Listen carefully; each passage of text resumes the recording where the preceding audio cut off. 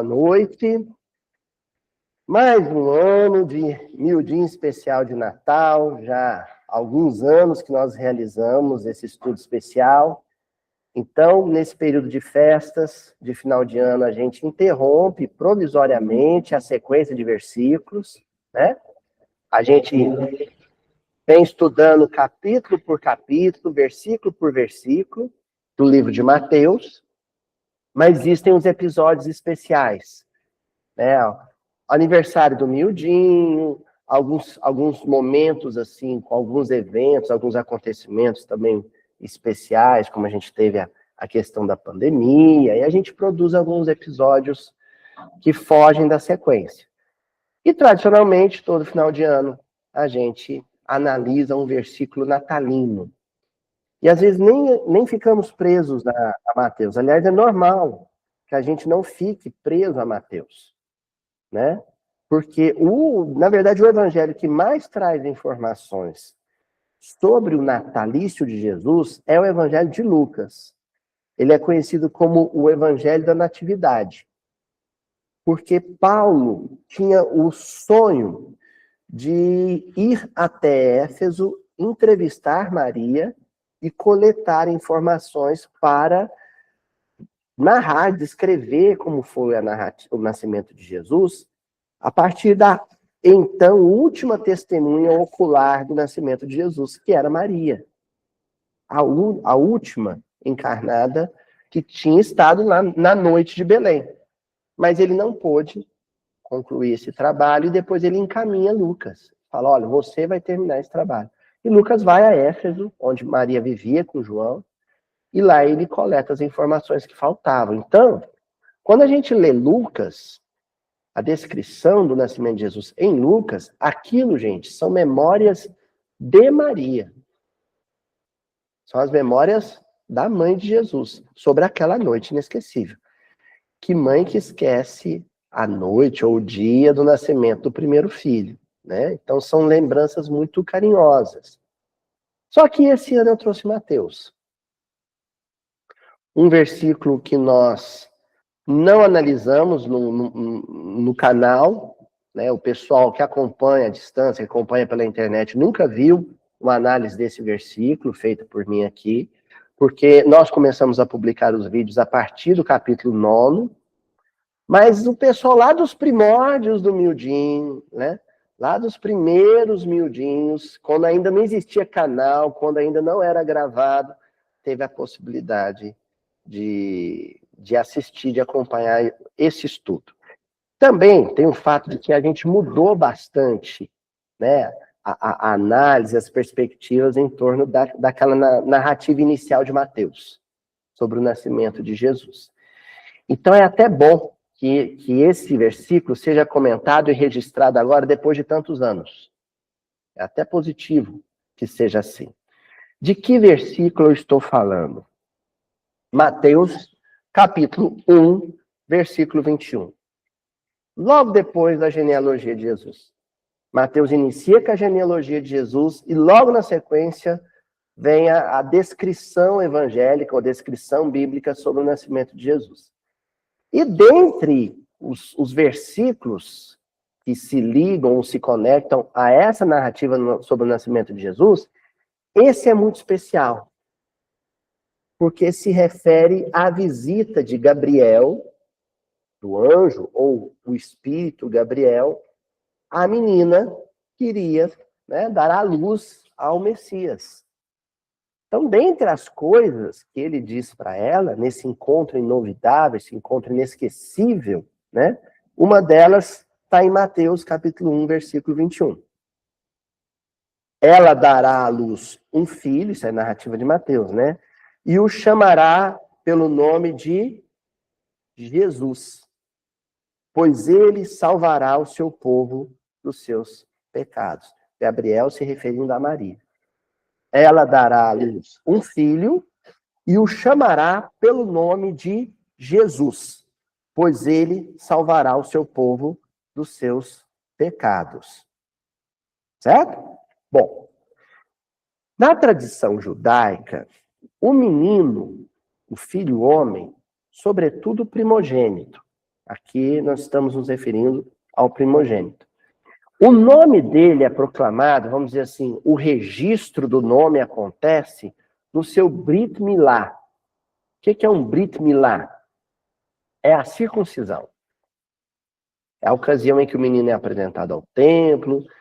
Acontece mais ou menos no 9º dia após o nascimento. Dentro das possibilidades, sempre que possível, acontece no 9º dia após o nascimento. Né? Quem quiser saber os detalhes da circuncisão, recomendo que os homens ocidentais façam isso assim, com um lenço do lado, para limpar o suor frio da testa, né? Procura depois na internet que vocês vão descobrir. O Ocidente se assusta um pouco com a circuncisão. Os homens do Ocidente se assustam, né? Mas, basicamente, é um ritual comparável ao que seria o nosso batismo católico. Né? O menino é batizado, lá é o primeiro ato de formação do judeu, né? E depois se consolida já mais tarde, quando ele tem 2 anos, com 12 anos, 13 anos, com bar mitzvah.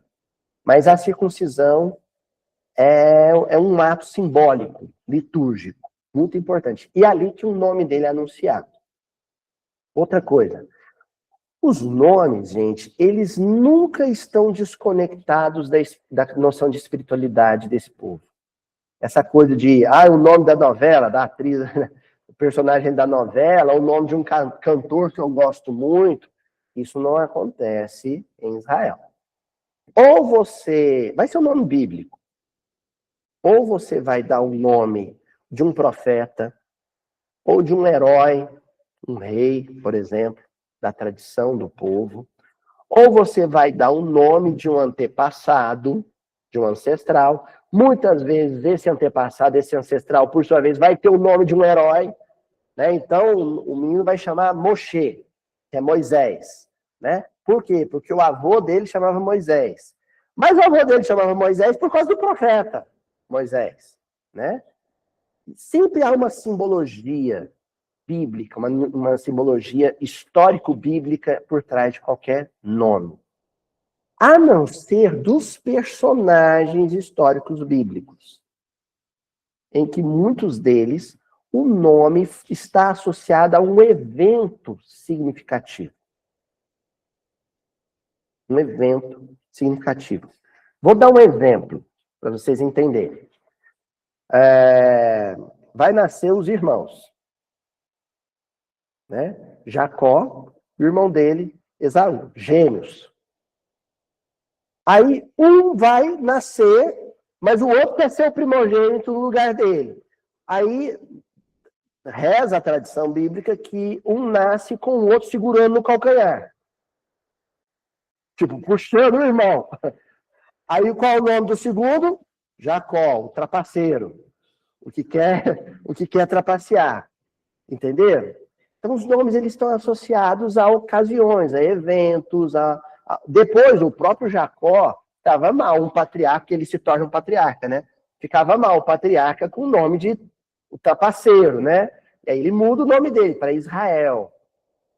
Porque aí ele tem aquele episódio do conflito dele com o anjo do Senhor, que simboliza o conflito entre nós e Deus, entre a vontade divina, em um momento de transição, um momento de crise, né? E aí vem Israel. Israel é o que luta com Deus, o que briga com Deus, simbolizando que o grande patriarca nasce mesmo num momento de crise, num momento de luta.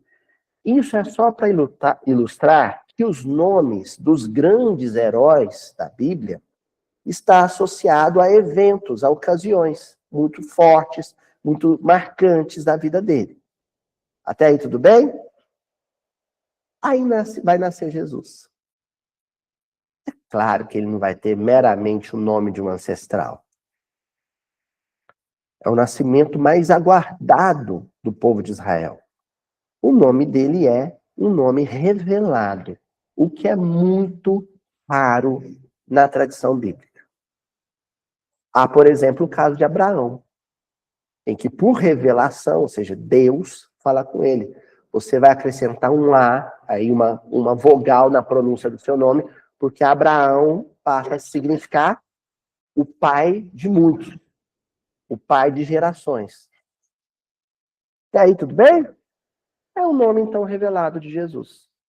O anjo vai dizer para a mãe, o anjo vai dizer para Maria, seu filho vai ter esse nome, viu? Esse vai ser o nome da criança. Jesus. Luiz, por que você trouxe esse versículo? Por que você está introduzindo, falando sobre o nome de Jesus? Porque não existe revelação vazia. Mera curiosidade. Ah, só para a gente saber que não foi nem José nem Maria, foi o anjo? Não. Não existe revelação desprovida de conteúdo. Tudo no texto bíblico, tudo, sobretudo no Novo Testamento, é material de análise, reflexão e estudo. Inclusive o nome do Messias, que em hebraico, Yeshua. Então, o nome dele era Yeshua. A moçada, a rapaziada, chamava ele de, em aramaico, Yeshua Bar Yosef. O Jesus, filho de José. Tá certo? Yeshua Bar Yosef. Por que a gente acrescenta esse Bar Yosef, ou Ben Yosef em hebraico? Por quê? Porque tinha muito Yeshua. Era um nome muito comum. Tinha muito menino chamado Yeshua. Né? Yeshua, já podemos avançar, né? Porque vocês já viram que a gente vai analisar o nome Yeshua, e aí a gente já pode analisar, avançar para o significado do nome, porque é a razão de eu ter escolhido uma segunda palavra no versículo, que é salvará. Então, Yeshua é uma contrição, ou uma forma contrita, uma forma reduzida de Yehoshua. Yehoshua é Josué. Né? Então, Josué, com o tempo, virou Jesus. Yehoshua virou Yeshua. É uma variação do nome Josué. Yehoshua significa Deus salva. Tudo que vier o Ye antes é Deus. E aí, Yehoshua quer dizer Deus salva. Salvação só vem de Deus. Ah, Luiz, eu vi em algum lugar que Yeshua quer dizer salvação. Não, não é só salvação. É Deus salva. Isso é muito importante para o nosso estudo hoje. Na perspectiva da tradição bíblica judaica, toda salvação só pode vir de Deus. Não é do bombeiro, né? Não é o policial, não é o médico. Salvação é Deus. Através do bombeiro, através do médico, através do herói anônimo, mas, em princípio, em fundamento, quem salva é Deus. Então, Yeshua significa Deus salva. Que vem do verbo yasha.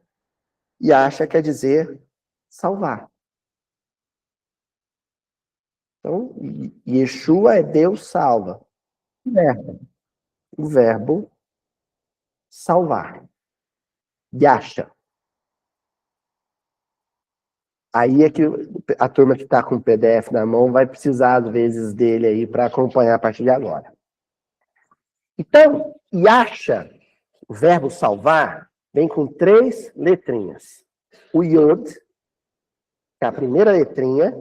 Vocês vão estar achando estranho, porque quem olhou aí entre parênteses a palavra, falou assim, não, mas o Yod é a última, a letrinha pequena é a última. Tem esse detalhezinho. No hebraico, escreve da direita para a esquerda, viu? Então você lê da direita para a esquerda, viu, Raquel? É diferente da escrita oriental. O árabe é a mesma coisa, é da direita para a esquerda. Então a primeira letrinha, ó, é uma miudinha. Miudinha. Ó, miudinha, ó. A miudinha, é o Yod. Vocês se lembram quando Jesus falava assim, o céu e a terra não passarão até que seja cumprido o último J? Não é J, é o Yod.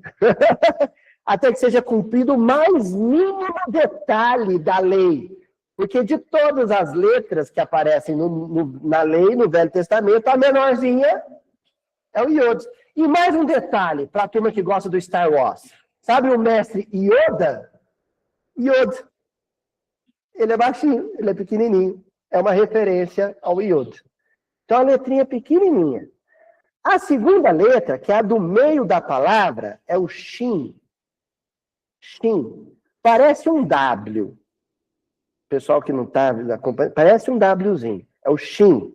E a última é o Ein. Parece o nosso Y. É o Ein. Mas, Luiz, cadê as vogais?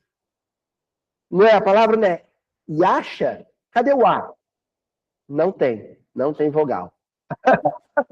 Isso mesmo. O hebraico é da direita para a esquerda e não tem vogal.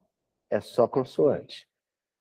E eu estava noivo da Juju e a gente juntando dinheiro para casar e eu dei um golpe na Juju. Eu desviei uma grana nossa para fazer um curso, de hebraico. Desviei o dinheiro do casamento para fazer o curso de hebraico. A Juju já sabia disso, né, Juju? Porque depois eu cheguei com meu diploma de hebraico. Eu cheguei e peguei, olha aqui, foi bem aplicado. E ela só queria saber, onde você vai usar isso? Tá aqui, ó. Estou usando aqui agora.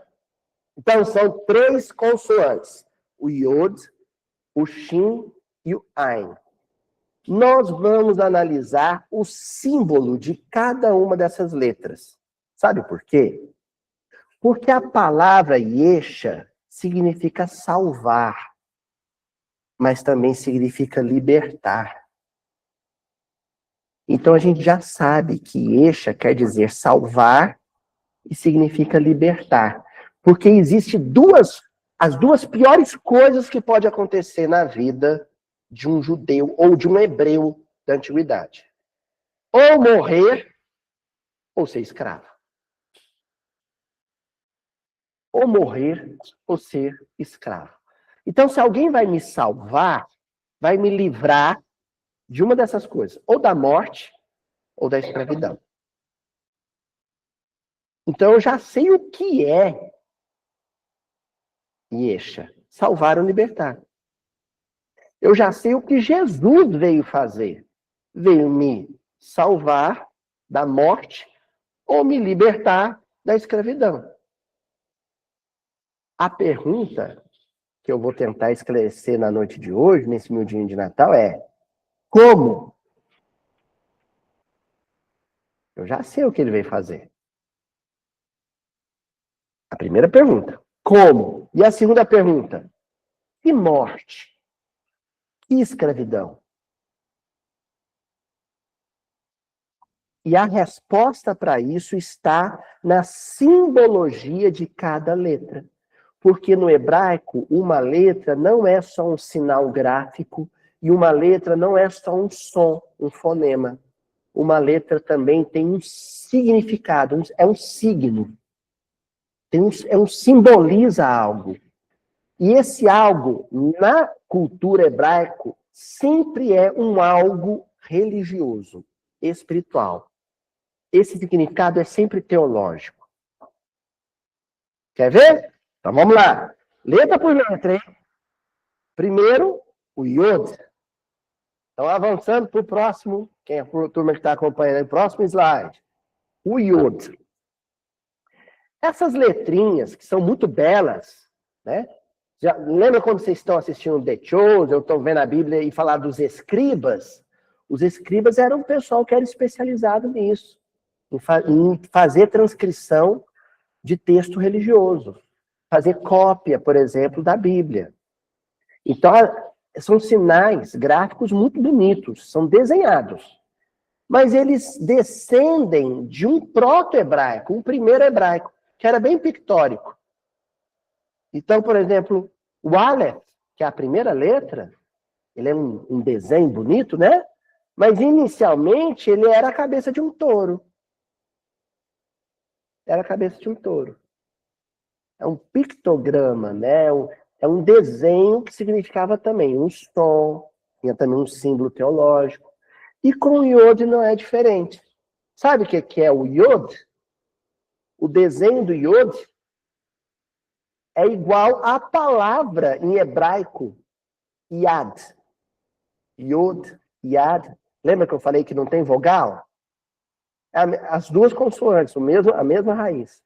Começa com o Yod, a letra. Yad. Sabe o que é Yad? Mão. Então, as mãos, a palavra hebraica para mão é Yad. O Yod, a letra Yod, simboliza mãos, mas não é qualquer mão. Porque essa letrinha aqui é a primeira letrinha que a gente vai encontrar no tetragrama, nas 4 consoantes que formam o nome de Deus, que é impronunciável na tradição hebraica. Eles não pronunciam, eles falam o Altíssimo, o Eterno, mas a gente é que fala o Yahvé, o Jeová, o Ocidente fala, eles não pronunciam. Quando aparecem as 4 consoantes, eles não pronunciam. E a primeira é o Yod. Então, o Yod não significa qualquer mão. Significa as mãos de Deus. E mão representa trabalho, realização. Imagina, Priscila, a odontologia, a prática sua cotidiana sem as mãos. Pode acontecer, claro, de ter um dentista sem as mãos por aí. Com certeza deve ter um que se superou. Mas a prática da odontologia, né? O pintor, o programador, toda atividade, o cozinheiro, o carpinteiro, né, Tonzinho? Toda atividade produtiva, a gente historicamente sempre associa às mãos. Mão é trabalho. Então, esses símbolos que a gente usa no miudinho, gente, eles não vieram do nada, do vazio. Não é uma coisa que eu tirei da minha cabeça. Não. São coisas que têm referência à cultura rabínica. Os mestres, os rabinos diziam, olha, apareceu mão na Bíblia, se associa à capacidade de realização, de produção, poder criativo. Então, o homem da mão mirrada, a incapacidade dele era em quê? Em que sentido? Trabalho, de realização. Você está entendendo? Então, mão é realização. Então, as mãos de Deus é o Criador agindo. O Criador operando. O Criador trabalhando. É o Criador fazendo chover. É o Criador fazendo a terra tremer. É o Criador tornando o solo fecundo, tornando o útero fecundo. Toda transformação, toda modificação na paisagem é fruto do trabalho de Deus. Tudo que se transforma, tudo que é criado e recriado fora de mim é obra das mãos de Deus. Da ação de Deus. E dentro de mim? Também. Também. Tudo que eu me tornei, tudo que eu sou hoje, é fruto de séculos de ação enérgica, ininterrupta de Deus. Me construindo e me desconstruindo e me reconstruindo. É isso. Ele me constrói, ele me desconstrói, ele me reconstrói. Até ficar bom. E viu Deus que era bom, né? Assim está em Gênesis. Ele cria, ele opera, ele atua, ele age, ele modifica, ele muda, ele direciona, ele interrompe, ele impulsiona. Mãos. O Iod na palavra Yasha, representa Deus agindo. Olha lá, em Lucas, capítulo 23, versículo 46, finalzinho do Evangelho de Lucas. Olha o que Jesus vai dizer na cruz. O Cristo sendo crucificado, sendo torturado, porque a gente fala bonito, a crucificação de Jesus. A cruz era um instrumento de tortura, você torturava até matar. E chamando em alta voz, disse Jesus. Então Jesus deu um grito do Cristo, um brado. Pai, em tuas mãos entrego o meu espírito. Ao dizer isso, expirou. Então, a maior ilusão, fala um negócio forte que vai... a Raquel que fala isso aqui, negócio que, né, de explodir a cabeça, vai explodir a cabeça de vocês. A maior ilusão de Caim, a maior ilusão da vida de Caim foi achar que ele matou Abel. Quem matou Abel foi Deus.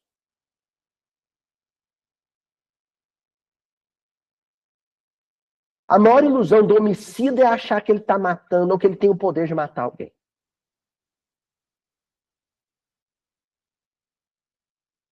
Para a gente entender, só para a gente entender, a onipotência de Deus. Você sabe o que é onipotência, né? É o poder total, absoluto. Então, quando um homem ergue as mãos contra um próximo, contra o semelhante, e mata, ele só matou porque Deus permitiu. Isso aqui, gente, mas isso aqui vai ter comentário nessa internet. Eu quero espalhar pólvora. Eu quero espalhar pólvora. O Arthur Valadares, meu amigo, outro dia falou uma coisa incrível. Ele falou assim, que a função do comentário do Evangelho é consolar quem está inquieto, inquietar quem está confortável. É confortar quem está inquieto e inquietar, incomodar quem está confortável. Não tem nada que foge do poder de Deus, das mãos de Deus. Então, o que Jesus faz ao dizer, Pai, em tuas mãos entrego o meu espírito, ele está dizendo o seguinte, se o Senhor quiser, eu já estou pronto para morrer, porque quem vai me matar não é eles pensam que vão me matar. A maior ilusão do suicida é achar que ele tem o poder de tirar a própria vida. Se pendurar a corda no pescoço e amarrar no teto, e Deus falar, não, a corda arrebenta.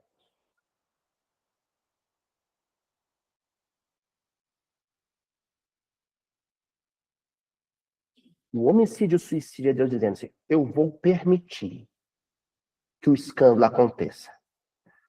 Mas ai de quem for o responsável por ele.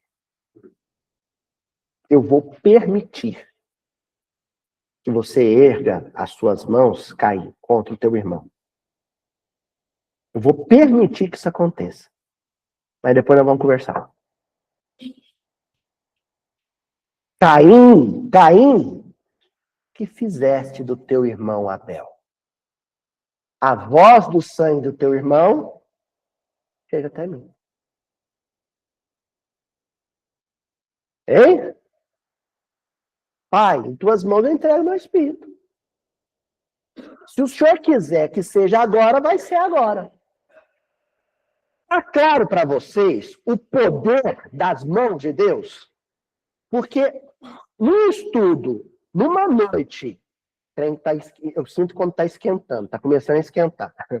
É que nem Fusca velho, né, gente? Desculpa quem tem Fusca, gente.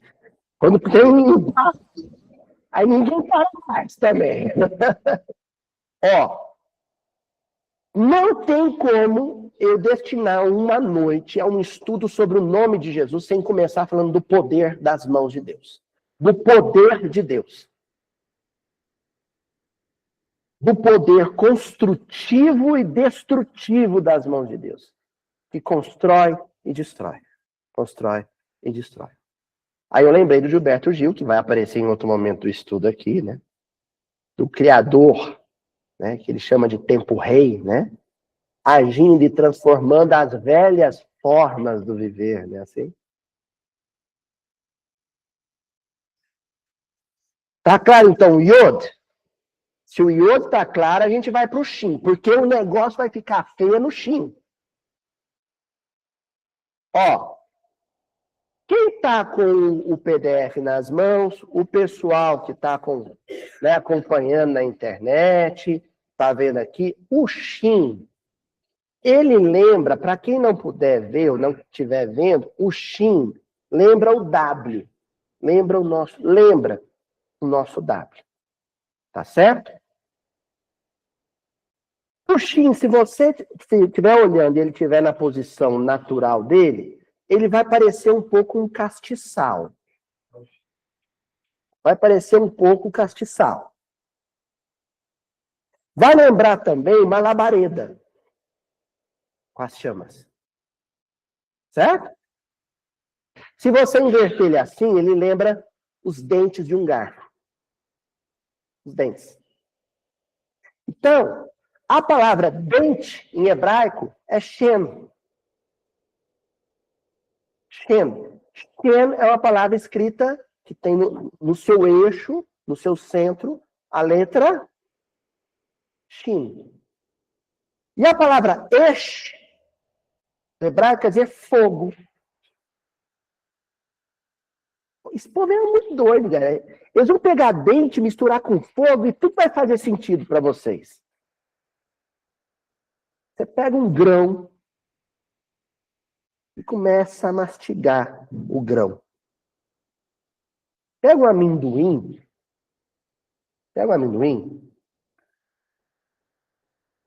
põe na boca e começa a mastigar. O que vai acontecer com o amendoim? Você vai triturando, vai reduzindo o amendoim a pó. Vai consumindo ele. Os dentes têm a função de consumir o grão, o alimento, a carne, a fatia, a porção. A função do dente é essa. Você reduz o alimento à sua menor parte possível. Eu estou até com medo de estar falando isso perto da Priscila, né? Mas nós estamos falando da função essencial do dente, não é isso, Priscila? A função dele no organismo é essa. A digestão começa onde? Na boca. O dente, a função dele é reduzir o alimento à sua menor parte possível. Por isso tem gente que não mastiga direito, não usou o dente direito, né? Tem que reduzir, tem que triturar, tem que consumir. Reduzir aquilo à menor parte. Sabe quem mais faz isso? O fogo. Você pega uma tora de árvore, põe fogo nela. Ela vai reduzir aquela tora a quê? Cinzas. Vai consumir.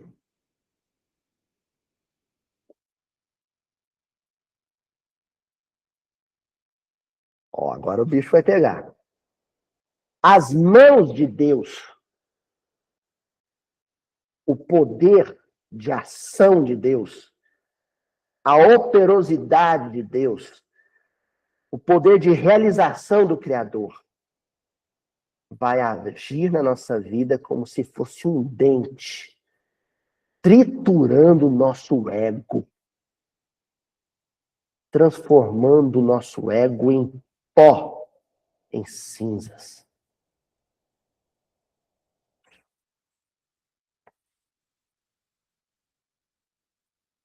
Entenderam? Essa é a função primordial de Deus em relação ao nosso espírito. O rompimento entre a criatura e o Criador simbolizado na narrativa inicial de Gênesis, quando Adão e Eva desobedecem uma ordem de Deus, o rompimento representa quando Deus, o homem desentrona Deus dentro de si. Na nossa intimidade existe um trono, nele está Deus.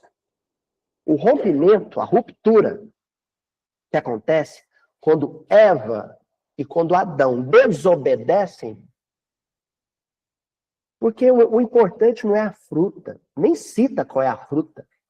Se era uma jaca, se era uma cajamanga, não cita a fruta. O negócio era, não vai fazer isso. Por quê? Porque eu estou mandando. Você é criança. Gente, a gente argumenta com adolescente. Aí o adolescente você já começa por causa disso. Agora o menininho de 3 anos, que vai lá enfiar o dedo na tomada, você fala assim, não. Criança espiritual. Não vai, não pode, pronto. O que Deus está testando ali, na narrativa bíblica, na poesia bíblica? O que ele está testando?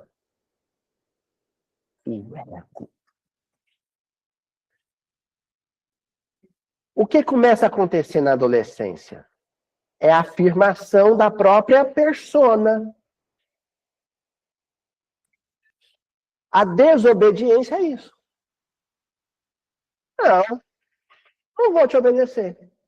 Na hora que diz, não vou te obedecer, come o fruto da árvore do conhecimento do bem e do mal, eu estou me igualando a você. O adolescente, a ideia é a emancipação, não é? É um momento de ruptura, ele está se igualando, eu sou adulto como você. Só que no símbolo bíblico, o que Adão e Eva estão dizendo para Deus? Eu sou Deus como você. Pronto, tirei ele do trono e sentei no lugar dele. Sentei no trono. Agora eu sou Deus. Ego. O sufixo ismo refere-se a culto. Espiritismo, catolicismo, egoísmo. O culto a quem?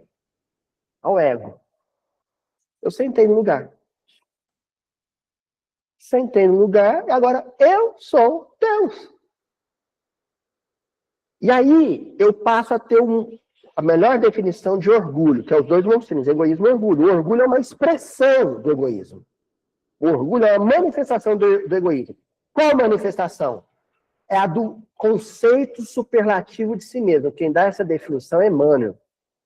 Conceito superlativo de si mesmo. Quando você começa a se enxergar maior do que você é. Você se agiganta aos próprios olhos. Aos próprios olhos, aos seus próprios olhos, você é maior do que é. Porque você não se acha mais homem, você se acha Deus. Eu sou Deus. O ego. Aí o que precisa acontecer com esse ego? Ele precisa ser triturado. Ele precisa ser incinerado, carbonizado, moído, pulverizado. Tem que virar pó. Pronto. Na hora que o nosso ego virar pó, não tem mais ego sentado naquele trono. O trono está vago de novo. Quem se assenta nele? Deus. Então, dentro da ruptura, desde o momento em que há a ruptura entre a humanidade e Deus, que o trabalho no mundo está claro. O trabalho de Deus junto ao homem passa a ser esse. Aniquilar o ego. Aniquilar o ego. E segundo o budismo, as 4 âncoras do budismo, O ego é uma grande âncora, feita de 4 âncoras. Qual que é a função da âncora? Impedir o quê? Que o navio se movimente. Então, é o que te prende? O que prende o espírito na concepção budista? 4 âncoras terríveis. Vamos lá, junto comigo, vamos lá. Não, é um pouco mais complicado. É assim, é o egoísmo. O egoísmo é o ego. É o culto ao ego. Mas ele é feito da seguinte maneira. O culto ou apego ao prazer e o medo da dor. O apego ao prazer e o medo da dor. O culto ao corpo e o medo da morte. O culto à riqueza e o medo da pobreza. Estão percebendo? E aí vem aquela que mais tem ferido as pessoas aí nas redes sociais. O culto, o apego à fama e o medo contrário, da difamação. O culto à fama e o medo da difamação. Então, vamos analisar um por um. Então, o culto ao prazer, o medo da dor. Geralmente, espíritos gozadores, o que vem do gozo? O deleite, o prazer da comida, o prazer do sexo, o prazer do sono, do repouso. Prazer. Tudo que é prazer sensorial. Ele tem um pânico, um pavor profundo de adoecer. Porque adoecer representa o contrário disso. A doença me impede disso. Eu adoro comer. Eu adoro comer. Eu não queria ter controle para comer. Aí me vem uma úlcera. Aí me vem um diabetes. E aí? A coisa que eu mais tenho medo é de algo que me impeça de comer.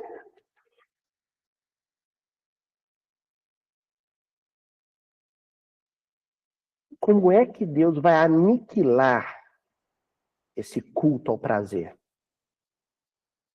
Através da doença.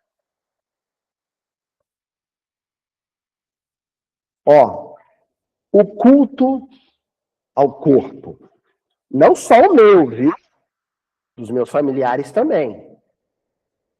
É aquela vontade incontida de que todo mundo vivesse para sempre. Eu não quero morrer e não quero que ninguém que eu amo morra. Esse culto ao corpo, aos corpos, gera um pânico, um pavor da morte.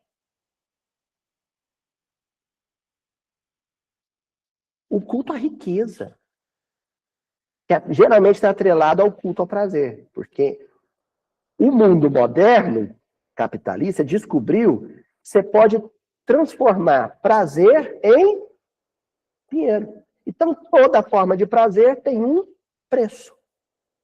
Desfruta desse prazer quem puder pagar. Até com sexo é isso. Não é assim? Então, culto. A pessoa que tem. Eu quero ter dinheiro, eu quero dinheiro, porque o dinheiro pode comprar aquilo que eu quero. Qual que é o grande pânico, o grande pavor desse alguém? Ficar pobre. Hã? E por último, em tempos de internet, de rede social, então, o apego à fama. Eu adoro postar e viralizar. Se tiver muita curtida, quando eu posto um negócio, você sabe que isso produz dopamina pra caramba. Você posta um negócio curtido, todo mundo visualizando. Aquilo dá um prazerzinho, né? É assim?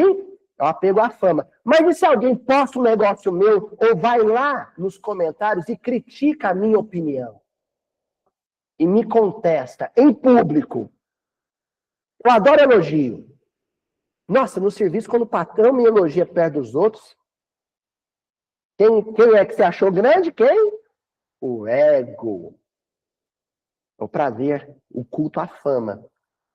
Mas se alguém falar mal, se alguém criticar o que eu fiz, principalmente se for em público,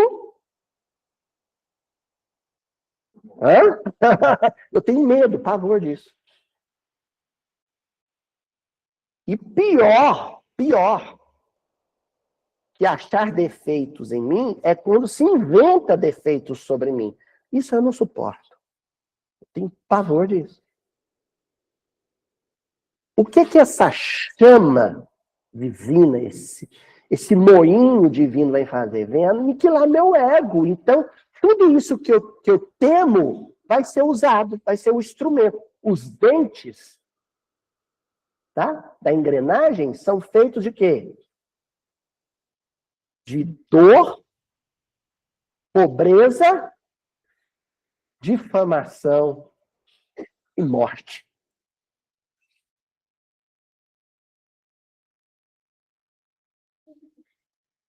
Qual é o objetivo de Deus? Qual é o objetivo das mãos de Deus?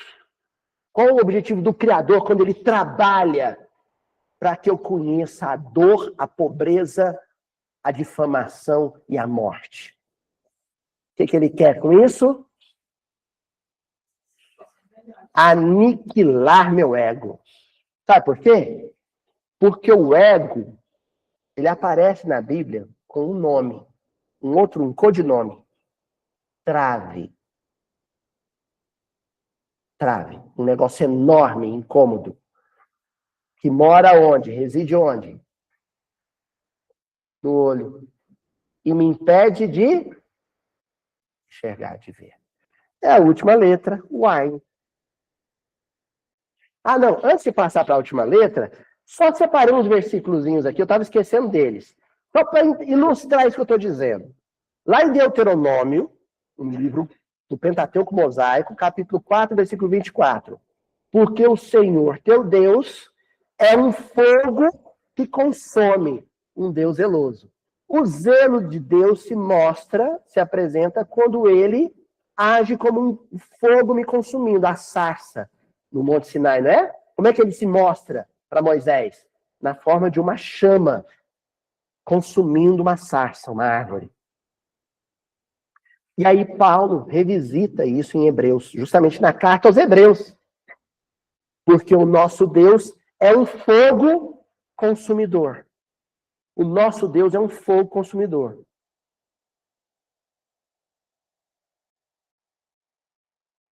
Estou passando um 2025 lascado. Gente, mas que ano que é esse que não acaba? Ainda falta 7 dias, 15 dias. Que ano que é esse, meu Deus do céu? Esse ano, eu não estou falando de mim, não, porque o meu ano foi ótimo.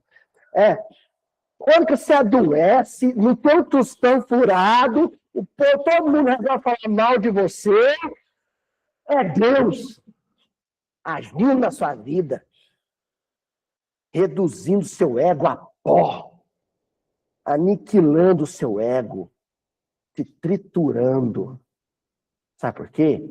Porque ele quer que você seja o pavio da vela. Enquanto você se deixa gastar, se deixa se consumir, é que a luz se faz.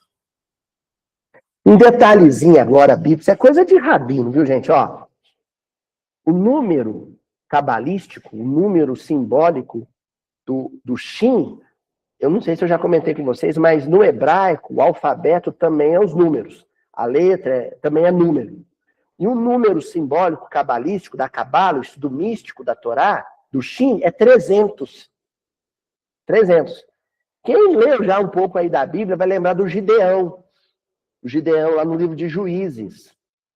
O Gideão, para enfrentar um exército inimigo, os midianitas, ele tinha um exército de 32 mil homens. Aí Deus manda um recado através deles. Só pode ir os corajosos. 20 mil desistiram. Sobrou 10 mil. Aí os 10 mil, Deus falou para o Gideão, agora faz o seguinte, leva eles para beber água num ribeirão. Os que beber água com a mão, os que beber água que nem cachorrinho lambendo a água do rio, você separa, vão ser os selecionados. Os outros, você descarta. Os 10 mil reduziu para 300. Aí o Gideão pirou, falou assim, mas agora sobrou 300. É com esse que nós vamos ganhar. Uns 300. Os espartanos copiaram depois. É com esse que nós vamos ganhar. Com os 300. A ideia de Deus era essa. É vencer com a fraqueza, na fragilidade. Com pouco. Primeiro consome, o fogo consumidor, reduz ao mínimo, agora nós vamos vencer com o mínimo. Porque você vencer com dinheiro no bolso, saúde, gozando, não. Nós vamos te reduzir a pó, te reduzir a 300. Que nem o exército de Gideão. Pronto. Agora você vai sorrir, doente, pobre e mal falado. E chorando a morte dos que você mais ama. Agora sorri, vai, sorri. Sorriu? Vencemos com 300 soldados. Vencemos na fragilidade. Vencemos no pouco. Na fraqueza que a gente foi vitorioso. É o Chile. Viu que essa letrinha? E aí vem a letrinha seguinte. Wine. A palavra ein quer dizer olho. A palavra ein quer dizer olho. Quando a gente olha o proto-hebraico, lá da época de Moisés ainda, nas inscrições em pedra ainda, o ein tinha um desenho de um olho. Depois eles viraram ele de posição. Assim. Mas era um olho. Olhar.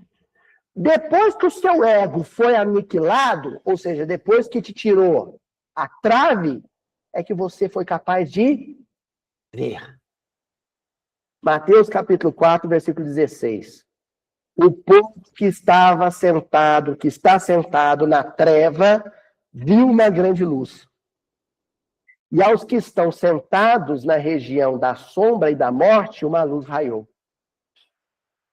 Então, a humanidade está sentada em trevas.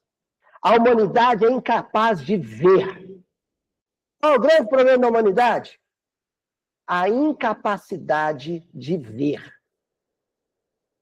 Por que a humanidade é incapaz de ver? Por causa do ego. Só que Deus não vai aniquilar, triturar, incinerar o ego de todo mundo ao mesmo tempo.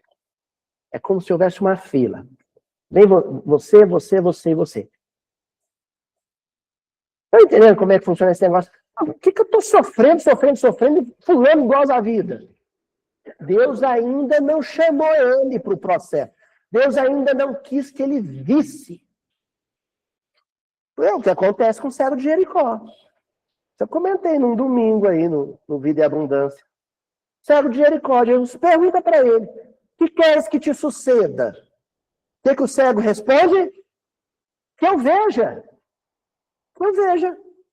Que queres que te suceda? Que eu veja. E aí eu comentei no domingo, assim, qualquer doença que você tenha, você chega para Jesus e ele vai te fazer a mesma pergunta. Eu estou com, sei lá, uma gastrite, uma úlcera terrível, um câncer no estômago. Aí Jesus vai te perguntar, que queres que te suceda? Mas que pergunta é essa? Que pare a minha dor. Não. A resposta tem que ser a mesma do cego. Que queres que te suceda? Que eu veja? Então fica com câncer.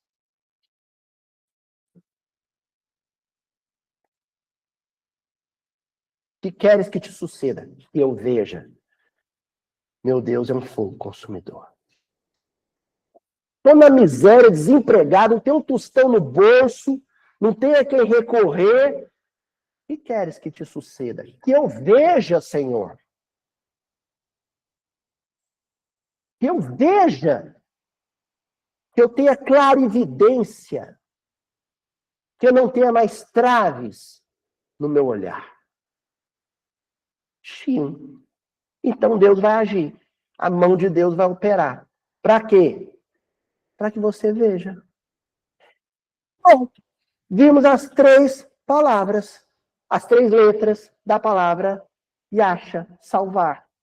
Olha aqui, em Coríntios, primeira carta aos Coríntios, famoso esse versículo, famosíssimo, né? Capítulo 13, versículo 12 da carta aos Coríntios. Agora, vemos em espelho e de maneira confusa. A gente não enxerga direito. Por quê? O que me atrapalha de enxergar direito? O ego. O ego. Mas veremos face a face, veremos com facilidade. Depois de quando? Depois que Deus aniquilar, pulverizar, triturar, incinerar o meu ego. Agora o meu conhecimento é limitado. Eu não entendo as coisas da vida, eu não entendo a vida. Mas depois conhecerei como sou conhecido. Depois eu vou entender a vida, o sentido da vida, o sentido de tudo. Mas depois que o meu ego morrer. Enquanto o meu ego estiver sentado no trono de Deus, na minha intimidade, eu sou completamente cego.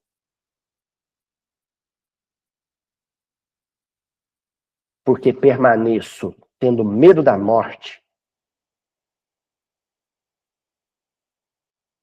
e loucura pelo corpo, pela manutenção do corpo.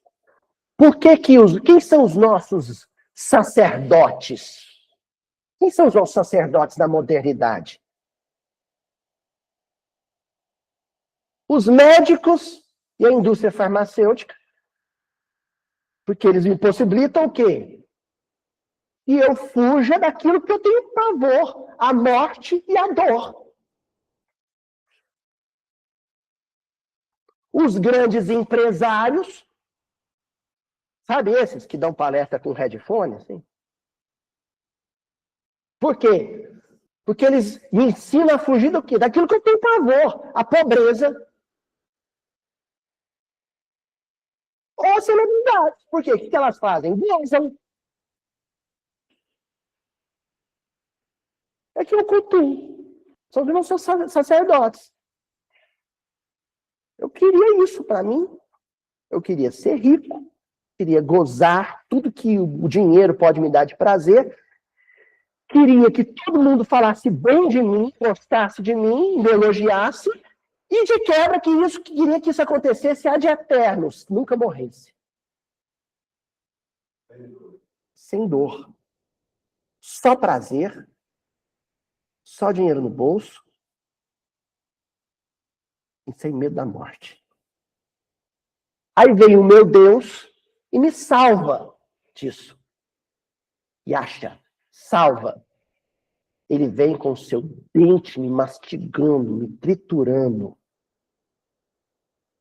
Ele vem com sua chama, com seu fogo me consumindo por dentro. Ao ponto que... Por que os mártires entravam no circo romano, Euridice? Você que é especialista em romances romanos de Emmanuel, por que os mártires entravam cantando? Sabe não ter mais o que perder? O meu ego foi reduzido a pó. Então não tem mais medo da morte, não tem mais medo da dor, não importa o que vão fazer com o meu dinheiro. E eles me xingam de miserável, cristão miserável. Eu não tenho mais reputação. Bob Marley. Quem gosta do Bob Marley? Bob Marley dizia assim: entre a sua reputação e a sua consciência, fique com a sua consciência. Porque a sua reputação é o que os outros pensam de você. A sua consciência é o que Deus pensa de você. Então, tô nem aí para minha reputação. Se vão me elogiar ou falar mal de mim, isso já não importa, não me fere mais. Porque meu ego morreu. Quem sofre é o ego. Quem sofre é o ego. Quando não existe mais ego, não tem mais sofrimento. Tem dor, tem pobreza, tem humilhação, mas sofrimento não tem mais. Ó, uma dica aqui para vocês lerem. O livro de Jó. Quem já leu o livro de Jó? Está na Bíblia. O Jó, ele tinha dinheiro e, portanto, tinha todos os prazeres que o dinheiro podia comprar. Comida boa, roupa boa, morava numa casa boa. Tinha escravos, então ele podia descansar, o prazer do descanso. Ele tinha tudo. Em função disso, a morte que vem com a fome, que vem com a doença, era afastada dele, porque o dinheiro possibilitava isso. E era bem falado pelos amigos e pelos parentes. Porque, geralmente, quem tem dinheiro é muito bem falado pelos outros.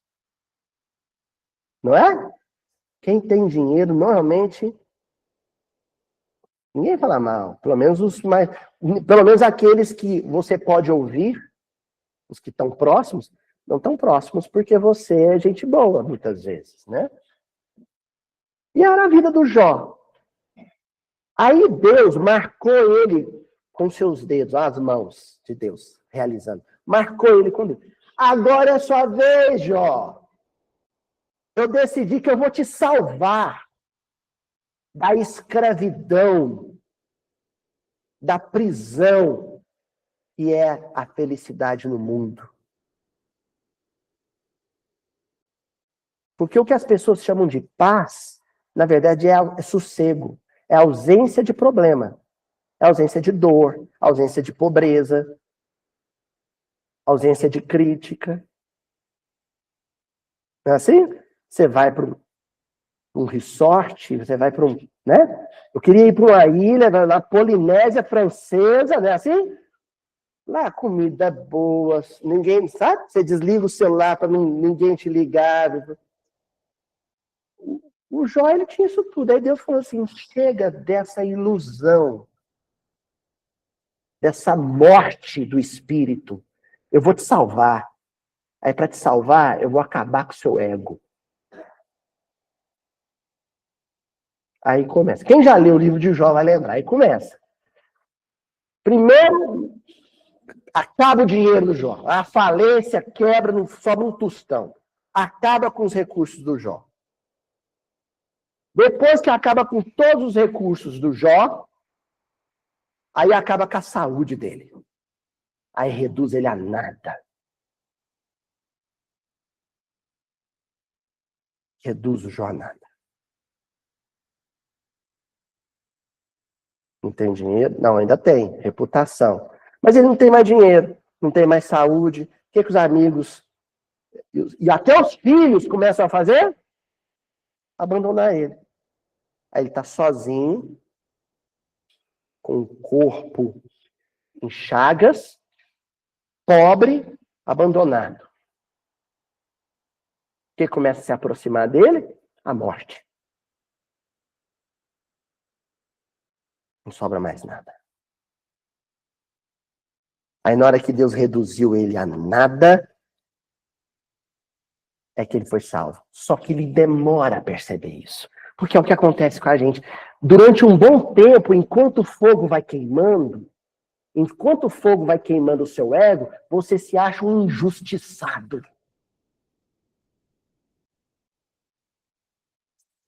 Por que Deus está implicado comigo? A gente vai dizer, ô colega, né? Por que? Tudo comigo, tá dando tudo. Por que está rolando? Que mau humor é esse?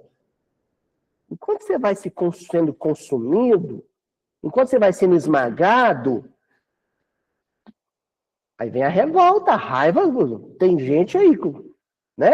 Com saúde, tem gente curtindo a vida, só comida, só lambada. O que é isso? Aconteceu com Jó. Capítulo 30, os versículos 15 e 16. Olha o que eu pesquei lá. Agora, olha que interessante. Problema da tradução. O pessoal traduziu errado aí umas bíblias aí, mas a gente foi lá e pesquisou, olhou no hebraico e Yeshua que está lá. Olha, Os terrores estão soltos contra mim. É o Jó reclamando da vida. É a gente, né? Reclamando. Deixa no WhatsApp, no grupo de família. A gente não pode ver alguém... O Zé Amaral, lá de Divinópolis, ele contava um negócio engraçado. Zé Amaral, queridíssimo lá de Divinópolis, amigo, palestrante. O Zé, ele conta que a mãe dele mandava ele na padaria. Uma vez mandou ele na padaria. E ele foi, que ele voltou, aí estavam as 3 vizinhas fofoqueiras conversando. Uma na janela e 2 na calçada. Uma vinha do varejão, outra vinha do açougue, e as encontra. Aí, e aí, comadre, como é que você tá? Aí a da janela fala assim, mas o Zé tá com gota, tá mal-humorado, e eu também tô com uma ursa aqui no estômago, e a coisa aqui em casa tá feia, menina. Aí o Zé disse que já começou, olhou a segunda, já entrou. Ih, mas lá em casa tá muito pior. Lá em casa, meu marido descobriu um câncer recentemente, e aí coincidiu na mesma semana, ele ser mandado embora, nós estamos passando necessidade, ele está doente. Aí a terceira já começou a se armar, se endireitar, né? O Zé disse que pensava assim, essa terceira vai ter que caprichar para vencer as duas, né? Aí veio a terceira, assim, mas a minha vida é muito pior que a de vocês. Tem 3 dias que eu não durmo, meu filho foi embora, não dá notícia, meu marido também está com câncer, também está desempregado, eu também estou doente, e começa. E nós somos assim, a gente compete sofrimento, não é? E se alguém corre e reclama antes de você fica incomodado, você não tem que reclamar mais que ele para vencer na briga. Tem que queixar mais. É o Jó. O Jó é assim, ele está nesse momento de queixação. Lamúria, só queixando direto com Deus. Ele não quis intermediar, não, ele foi direto com a diretoria. Ele disse, não, ó, meu papo é direto com o senhor. Os terrores estão soltos contra mim. Minha segurança se dissipa como o vento. Como uma nuvem se foi a minha Yeshua, a minha salvação. Minha alma agora se dissolve. Os dias de aflição apoderam-se de mim. Olha o que ele reclama com Deus. A minha salvação foi embora. Quando, na verdade, a salvação chegou. O que acontece? Como assim, Luiz? A salvação chegou, mas ele está dizendo que foi embora? Que se foi como as nuvens? Uma compreensão equivocada do que é salvação. A teologia da prosperidade é isso. Depois que Jesus chegou na minha vida, estava separado da minha mulher voltou. Eu tinha falido a firma, abri ela de novo, prosperei.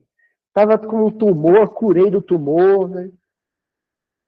A ideia de que salvação é as 4 âncoras. Quando Deus me livra da morte, me livra da doença, me livra da pobreza e me livra da crítica, da difamação. Pronto, fui salvo. Essa é a nossa concepção de salvação. Entenderam por que no dia do miudinho de Natal eu resolvi fazer um estudo sobre o nome de Jesus? Porque nós celebramos o Natal porque chegou a salvação. A gente não entendeu o que Jesus veio trazer. O cristão não entendeu o que é Jesus na sua vida. É o Jó. Só sabe reclamar. Eu virei cristão para que Jesus resolva meus problemas. Agora, depois que eu comecei no centro, tudo melhorou. Gente, vou fazer uma antipropaganda aqui. Não vira espírita então, não, que o bicho vai pegar.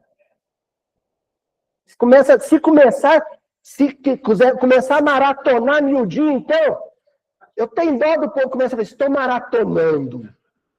Já estou no miudinho 150. Eu falei assim, espera chegar no 200. Aí que o bicho vai pegar, porque a salvação chegou. Aí a salvação chegou. E agora eu vou contar um negócio para vocês. Sabe o Barrabás? Sabe qual era o nome dele? Barrabás não era o nome dele, não. Barrabás era tipo sobrenome. Sabe qual que era o nome dele? Yeshua. Jesus. Era o nome dele.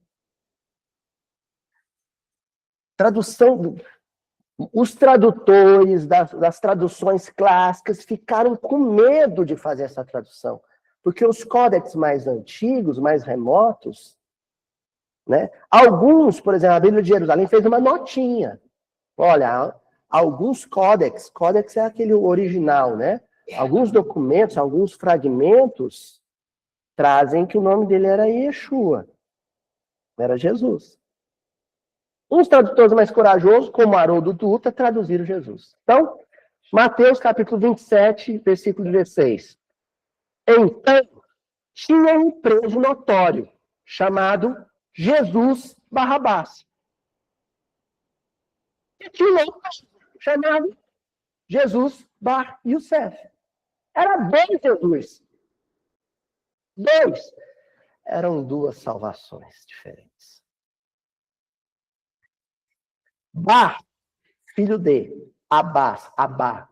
Lembra no The Chosen? Abba, pai. Bar Abás, o filho de um pai. Um Jesus qualquer. Filho de um pai, qual? Um filho de pai. Um homem qualquer, um homem ordinário, um homem comum. E os homens comuns, os homens ordinários, os homens como a maioria dos homens, querem o quê? Fugir da morte, fugir da dor, fugir da pobreza, fugir da difamação. Ele era um desses. Poderia ser qualquer um de nós. A salvação convencional, a salvação comum, a salvação que o mundo quer. E o outro? O outro, Yeshua. A outra salvação era a salvação que Deus tem para oferecer. A morte do ego.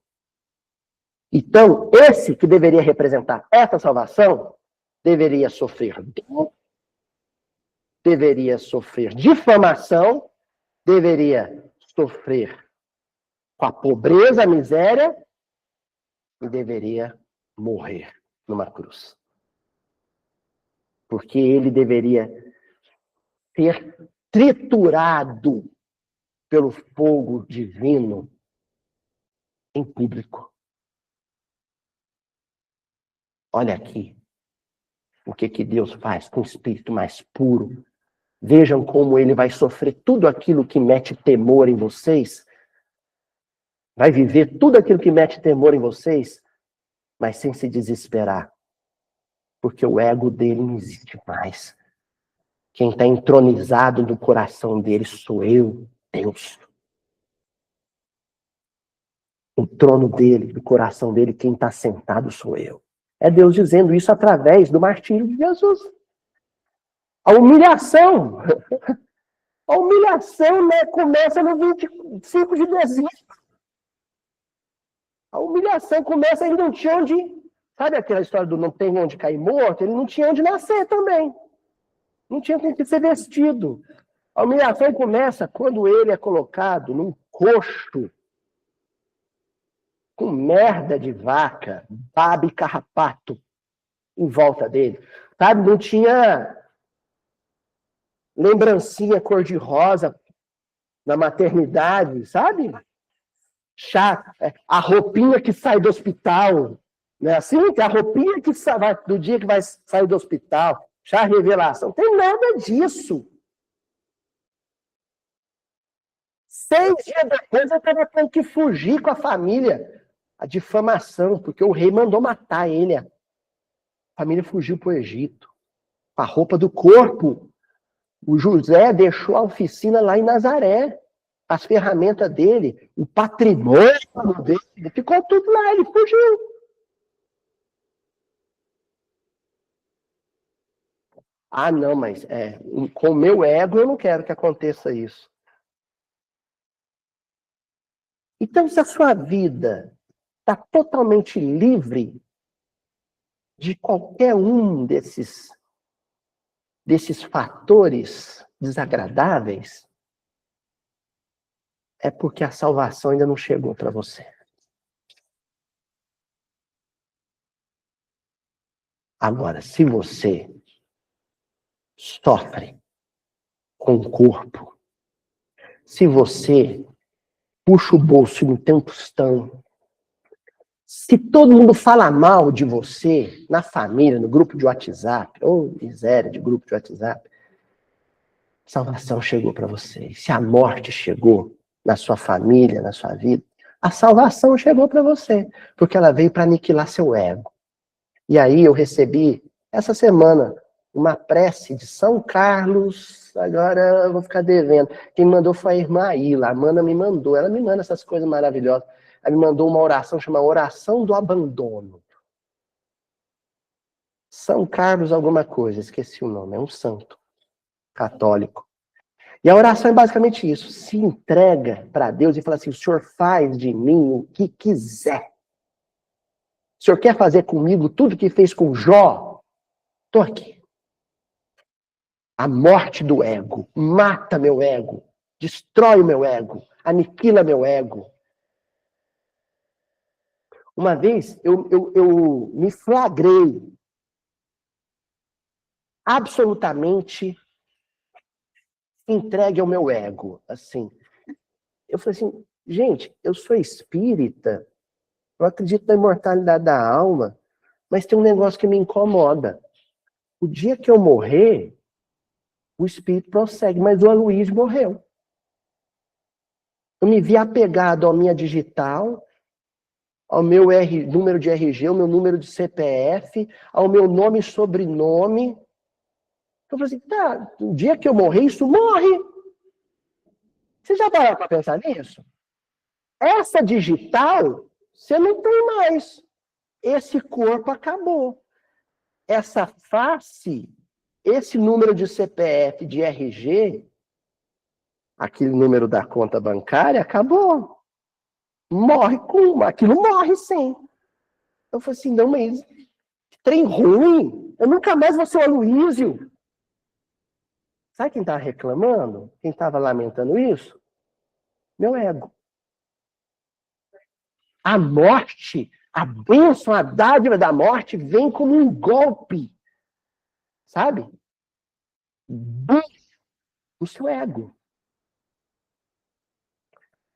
Evangelho de Marcos, capítulo 15, versículo 7.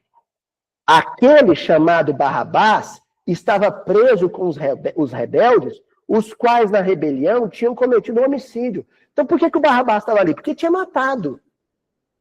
O homicídio é uma baita de uma manifestação de ego.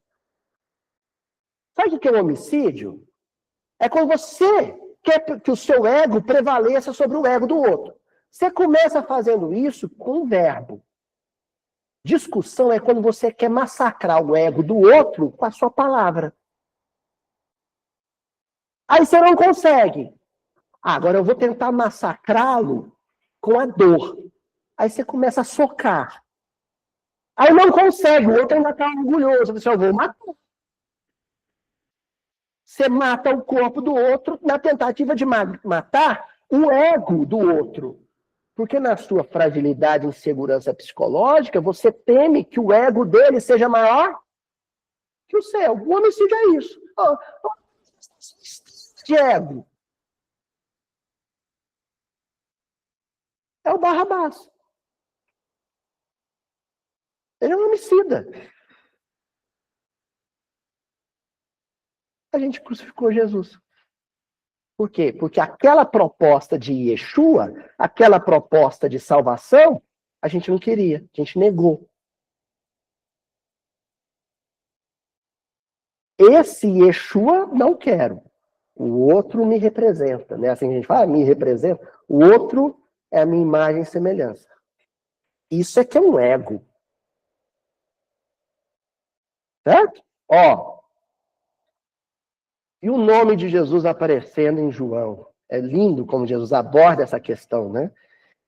Porquanto Deus enviou seu Filho ao mundo, no 25 de dezembro, não para que julgue o mundo, mas para que o mundo seja salvo por ele. O Evangelho é uma proposta de aniquilamento do ego. O Evangelho é uma proposta educativa de aniquilamento do ego. E muitas vezes a gente usa o Evangelho como forma de destaque do ego. Uma forma de projeção do ego. A oratória espírita é um perigo. Olha, orem pelos oradores espíritas. que é um perigo. Porque é quando você tem a possibilidade de ser bem falado. Ninguém fala mal de orador espírita. Só bem. Não é assim? Isso é um perigo. A não ser que ele fale que, né, Deus é um fogo consumidor. Aí prepara. Prepara. Então, quem não é julgado, mas quem não crê está julgado, já que não crê no nome do Filho unigênito de Deus. O que é crer no nome de Jesus? É acreditar nessa proposta de salvação, da morte do ego. Para que Deus mata o ego? Para que a gente possa ter. E aí, gente, eu vou indicar um poema, canção, de um compositor que eu amo, vocês sabem disso, que é o Gilberto Gil.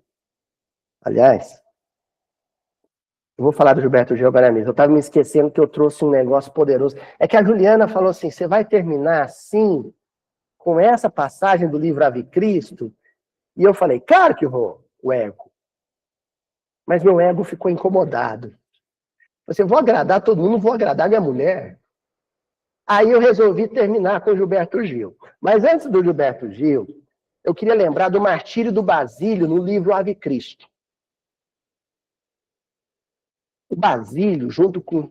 Vai ter um filme das vidas de Emmanuel, né? O Basílio, ele foi preso junto com outros cristãos. E aí pronto.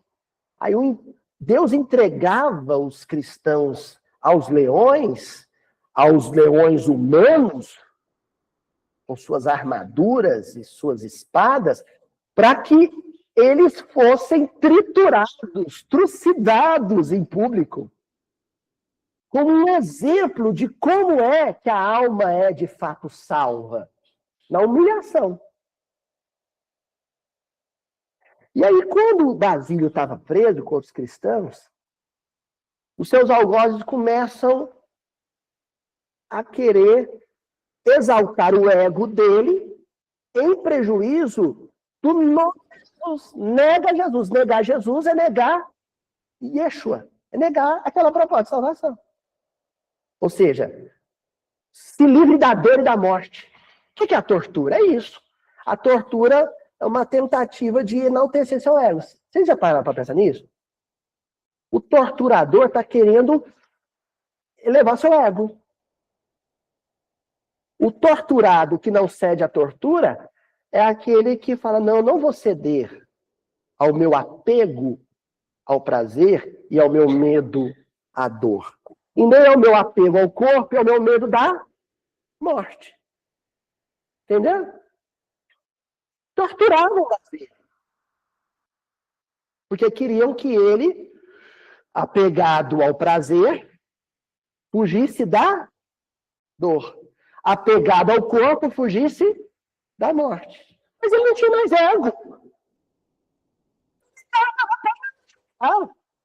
Pode me torturar, pode me matar, não tem ego.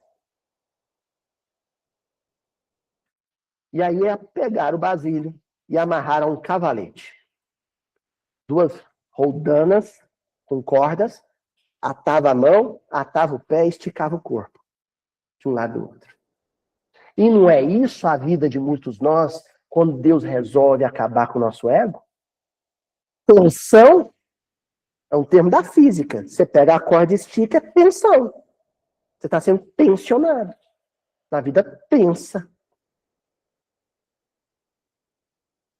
Mas porque a revelação tardasse, queriam que ele, com medo da morte e da dor, entregasse os companheiros. Indefinidamente mandou que as cordas se esticassem mais e mais. O peito dos supliciados arfava dolorosamente. Ambos cravavam o olhar no teto, como se buscassem debalde a contemplação do céu. Pastoso suor escorria-lhes do corpo a estatelar-se, a estalar-se. Em determinado momento, Basílio desferiu um grito inesquecível: salvação. Jesus! E foi partido ao meio. Sendo torturado, Basílio gritou o nome do Salvador. Yeshua. Salvação. A minha salvação chegou. E aí a gente encerra com Gilberto Gil. Eu ia usar só uma frase, mas eu vou usar a letra inteira. Porque ela resume o estudo de hoje. Se eu quiser falar com Deus, tenho que ficar a sós. Tenho que apagar a luz, tenho que calar a voz. Tenho que encontrar a paz, tenho que folgar os nós dos sapatos, da gravata, dos desejos, dos receios. Tenho que esquecer a data, tenho que perder a conta, tenho que ter mãos vazias, ter a alma e o corpo nus. Se eu quiser falar com Deus, tenho que aceitar a dor. Tenho que comer o pão que o diabo amassou. Tenho que virar um cão. Tenho que lamber o chão dos palácios, dos castelos suntuosos do meu sonho. Tenho que me ver tristonho. Tenho que me achar medonho. E apesar de um mau tamanho, alegrar meu coração. Se eu quiser falar com Deus, tenho que me aventurar. Tenho que subir aos céus, sem cordas para segurar. Tenho que dizer adeus, dar as costas, caminhar. Decidido pela estrada que ao findar vai dar em nada, nada, nada, nada do que eu pensava encontrar. Encerramos então nosso estudo de Natal com a frase de Gilberto Gil, porque a Juliana disse: você vai terminar com a história do Basílio mesmo? E eu fui tomar banho e falei, o meu ego queria dizer: como ousas me ensinar como terminar o miudinho, né?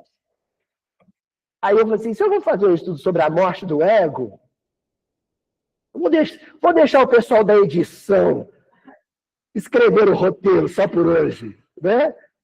Vamos terminar com alegria. E apesar do mau tamanho, alegrar meu coração. Por isso que Natal é alegria. Natal é alegria não porque não tem dor, não porque não tem fome, não porque não tem desemprego, não porque não tem morte. Porque a pandemia nos ensinou que o Natal pode ser cheio de morte. E apesar do mau tamanho, dizer aleluia, alegrar meu coração. Feliz Natal para todos e que Jesus venha nos salvar, aniquilando esse ego monstrengo que a gente tem dentro da gente, né?